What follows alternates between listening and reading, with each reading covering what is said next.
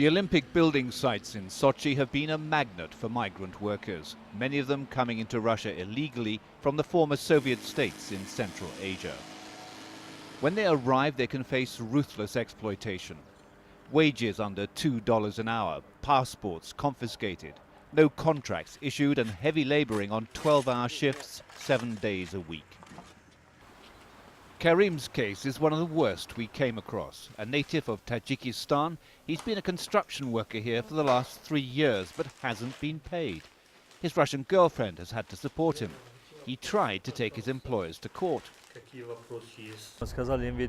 I was told that they'd bribed the police and the prosecutor's office. They refused to work on my case. When I complained to the police, they told me to leave town and not come back. There were threats. According to Human Rights Watch, the Russian authorities here have been rounding up hundreds of migrant workers because of alleged violations in immigration and employment regulations. They're being held in temporary cells where the conditions have been appalling. This footage was taken by a lawyer on his mobile phone at one of the detention centres, a flimsy metal shed set up in the courtyard of a police station.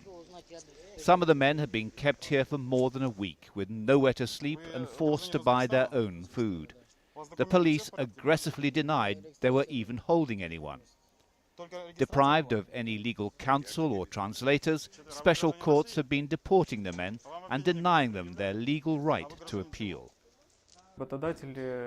A company at a construction site gives a man a job and promises to sort out his documents, including the permission to work. But in fact, they don't do it. They use a migrant's vulnerability to their advantage. They cheat on them. Even this Russian worker was having trouble getting paid, but his unorthodox method of protest, sewing up his mouth, created such a scandal that his employers paid the money they owed him. David Chater, Al Jazeera, Sochi.